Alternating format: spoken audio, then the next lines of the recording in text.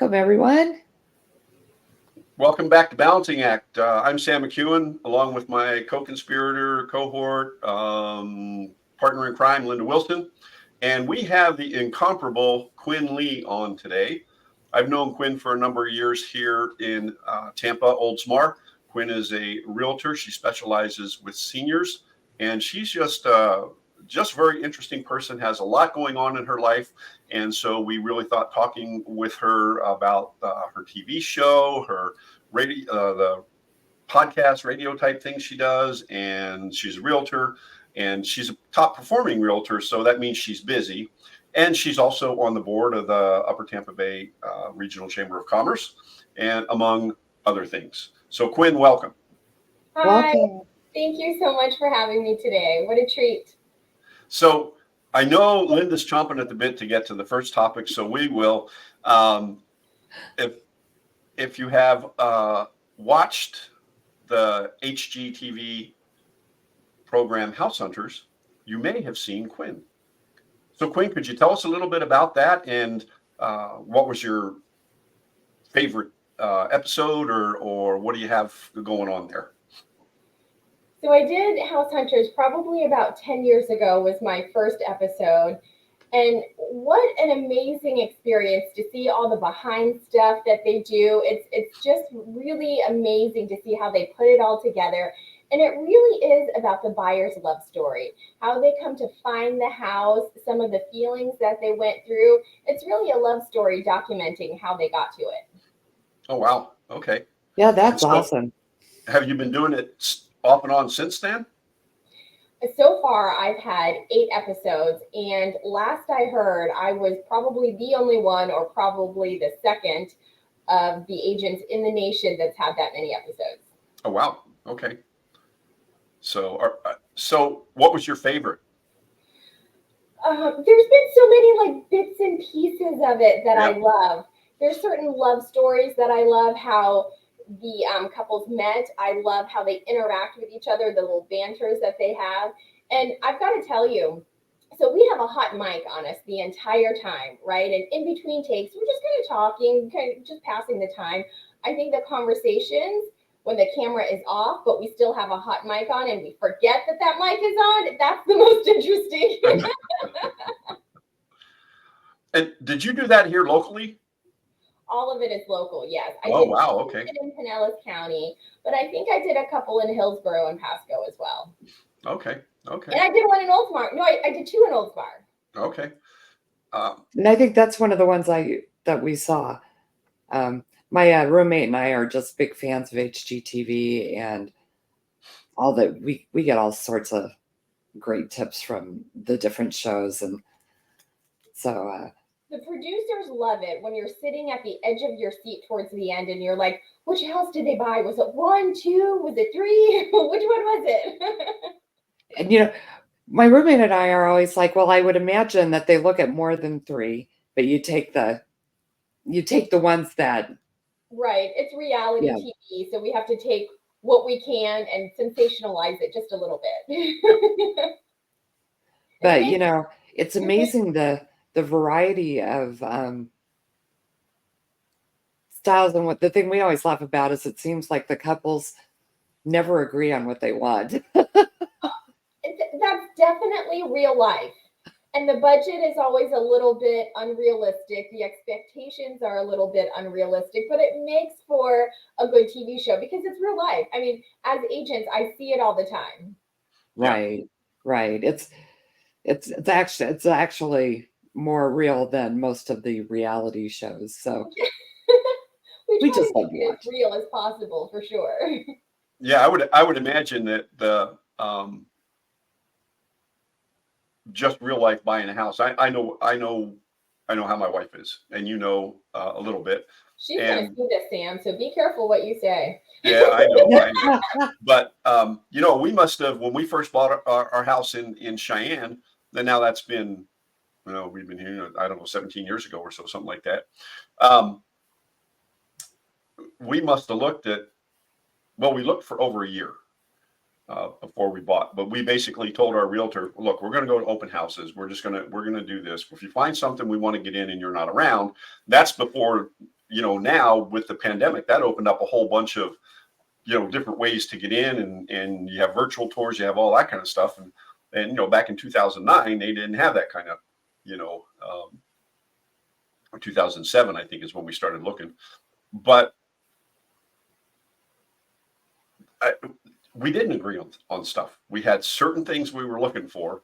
And then, then you kind of, well, I don't like this, I don't like that. Did you get a lot of that, or? Oh, all the time. This one couple I'm working with right now, sweetest couple. One really wants a backyard that's perfect, an entertaining space, a pool, the whole 9 yards. The other person, the backyard really isn't a big deal, but the inside kitchen is a big deal. And, it's really hard to find both. We do have a little bit more inventory coming up on the market, but it always seems like there's this struggle between, but I didn't like the backyard, but I didn't like the kitchen. And whoever is the more dominant person in the relationship, you can kind of always tell who wins out. Yeah. That's usually the way it is. So you also have a show called Conversations with Q. Could you tell us a little bit about that? So I started Conversations with Q during COVID times when we had so much going on the internet, in the news. There was a lot of confusion. And I wanted to be able to give the community real life information in real time from someone that we trusted. So I started with our Senator, Ed Hooper, to talk about some of the things that he was seeing, some of the legislation that was coming out. And it was completely credible because you were hearing it from him. He's not sensationalizing anything. He's just giving you real information as he gets it. We had a lot of information about the school, the masks. So I brought in Dave Eggers, the county commissioner. Mm-hmm. At the time, the late Coach Dudley was there to talk about the school systems. So it's just real life information during COVID. And once that passed, I continued on with my love of real estate. So we talked about the market conditions, everything that was going on in the market, because it's ever evolving. It has changed so much in the last few years. And I wanted to give the viewers up-to-date information. Well, I know you had quite a following there, and when this goes live, we'll make sure that we put the links to your show and to however you want people to get a hold of you. But then you are like a yoga guru also. Now, I got to tell you this story. We went on a cruise together, and we were in Cozumel, on the other side of the island, up on that, what was it called, Coconuts? Yes. And Quyen is doing this yoga pose on a stump that's like less than a foot away from the cliff. And I'm, okay, another shot of tequila, but whatever. Well, first off, there's no fear. But you're so good at it. Just walk us through what that looks like. So interestingly enough, I started that during COVID as well. I was always fascinated with yoga, so I played around with it a little bit, but there's no time, right? Between 4 kids, a real estate career, soccer, competitive soccer with the kids, there was really no time to do that. But when we had our 2 weeks that we were, quarantined, we had to stay at home. My brain was like on fire. There was so much pent up stuff that I wanted to do. So that was one of the things that I really did. I just started YouTubing a lot of stuff. I practiced all the time. And I'm the type of person that once I get focused on it, I am laser focused. And that is all I can think about. I was obsessed with it. So I practiced all the time. And really now I still continue, not as much as I did during that time, but it's my way of releasing stress and meditating. It's a moving meditation for me, but it's also a form of exercise. Yeah. And there's no way you have 4 kids. Yes. How old are they? They are 16, 18, 20, and 26. Oh my goodness. Oh boy. Quinn's only 30. Yeah. I feel 30. Does that make a difference? You look younger than 30, so. Oh, I love you, Linda. Oh, thank you. I'm like twice your age. So some of the other things that that we do together. We're involved in the Chamber of Commerce. Quyen is very well respected in the community.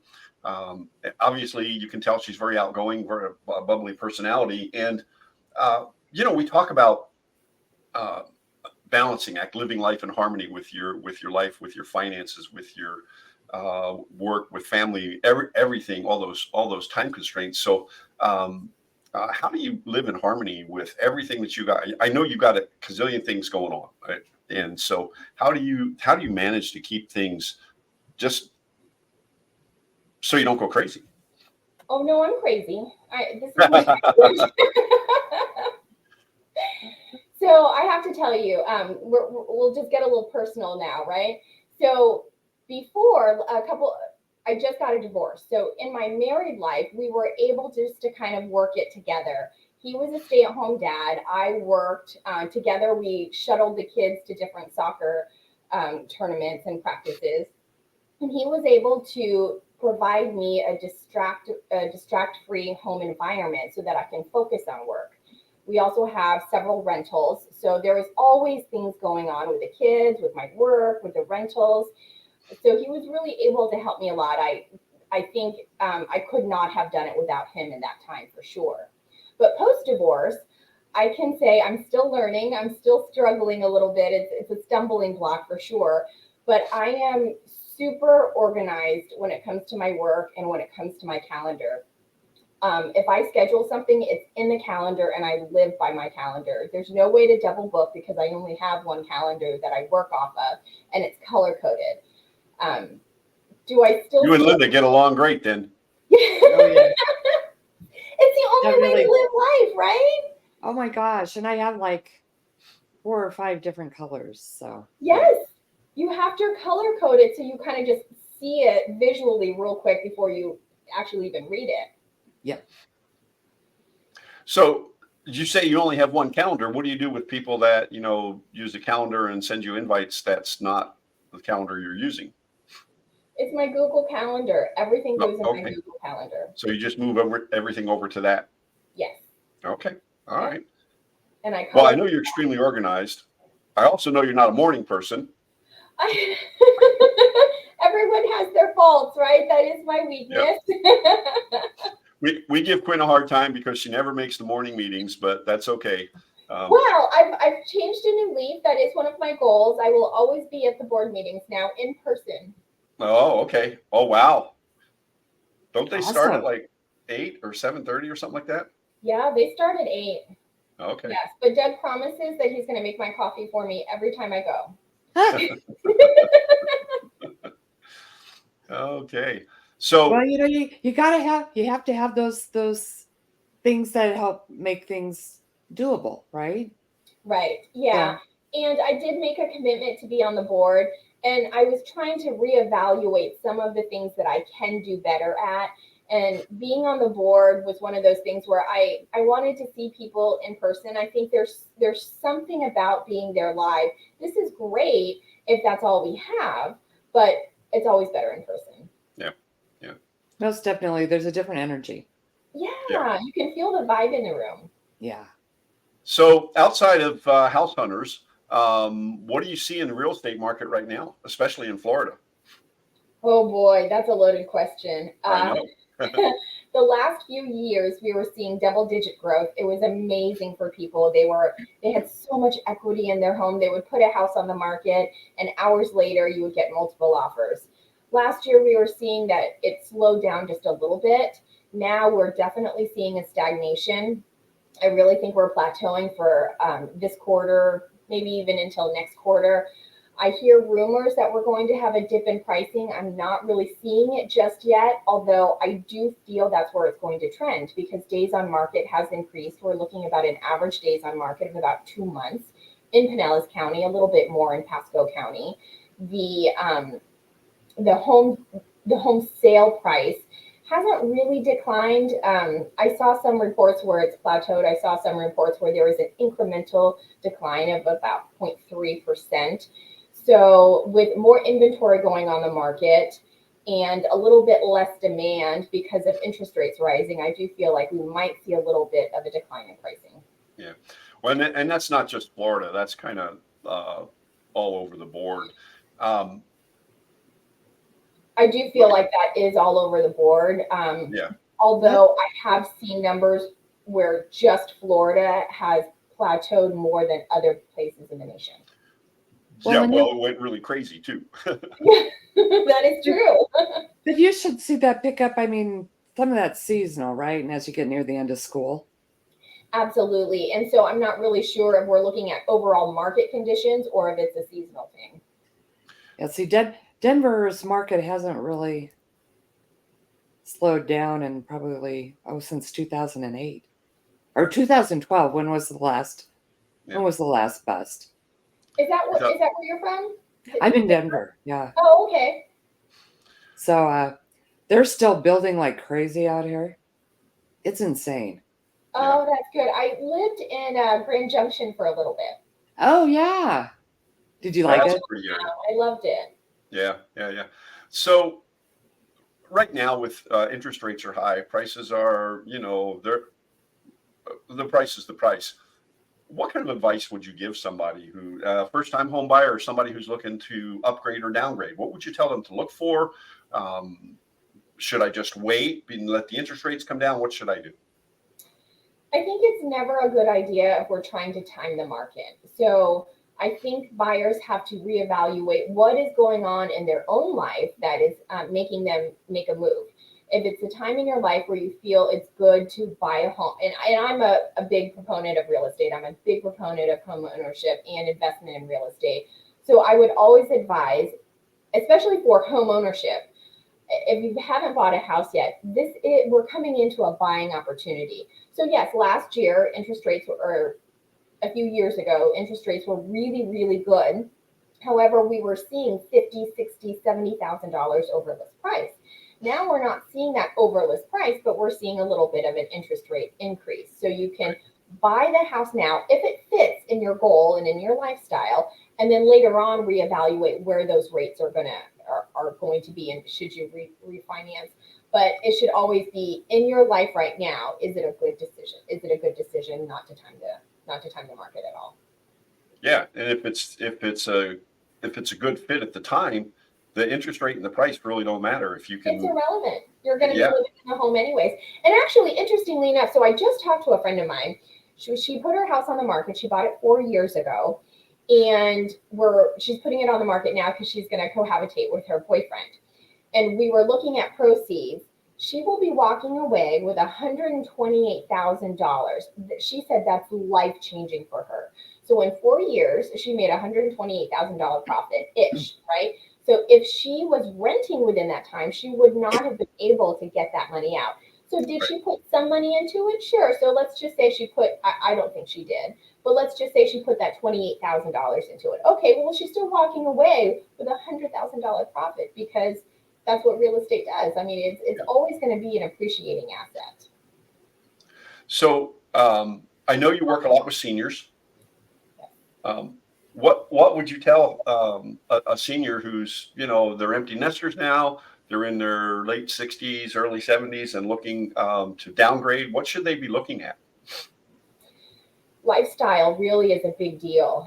So if they are safe to live in their home and they love their home and they can maintain their home, there's really no reason to move, especially because their principal is intact. They really don't have to put any more money into the house as far as, just the maintenance of it, but more than likely they paid off the house. Now, if they are not safe to stay at home, then I would recommend some sort of private duty coming into place to kind of help take care of them. If they do have to move and it's no longer safe to live at home, I would highly recommend for them to move into some sort of an assisted living facility or an independent living facility, because I just find that there's always that struggle about them moving because I think they've got this idea in their head that it's a place to die. It's heaven's waiting room. And really, if they give it a chance, if they live the life there, there's so many activities, there's so many things to do that they just didn't really know about. And they really have a second lease in life. I find a lot of my seniors flourish when they go there. Right. We just came back from a place up in the middle of Florida, a little bit north from here. and it's a 55 plus community. And we took my mother-in-law up there to look at it, and she's of that age where she'd really like to be independent on her own. And there's so much going on. Everything. I mean, So everything. much. So yeah, I would. I would have to agree with you. Most people don't understand the assisted living and the senior living and stuff like that. The changes. It's not what we grew up with as nursing homes. No, Right? yeah, it's not the same as it was. It's my mom actually was a nurse in nursing homes. That was the bulk of her nursing career, and people have that idea that that's what all of these places are, and they're definitely not. My mother-in-law lives in a independent living in Albuquerque, and my gosh, it's an amazing place. Yeah. You know, and if she needs help, there's help there, but she lives on her own. She's making her own friends, and they have all these fun activities. They do movies, they go shopping, whatever. And you either can or you don't have to, but Right. If you don't it's feel not like that place where you just go to you die. don't have to. Yeah. Well, Quinn, we're running out of time today. We have been talking with Quinn Lee, the amazing Quinn Lee of Conversations with Q and of House Hunters fame. We would encourage you to look up the episodes, because I believe all that stuff is available on the internet, correct? So, Quinn, thank you so much for your time. We'll put your information in the show notes so that folks can reach out to you if they want some more information or just have a conversation with Q. Thanks again for being here. Thanks, everybody. Have a Thanks great for being day. here. We'll see you all guys next week. Take care. Bye-bye.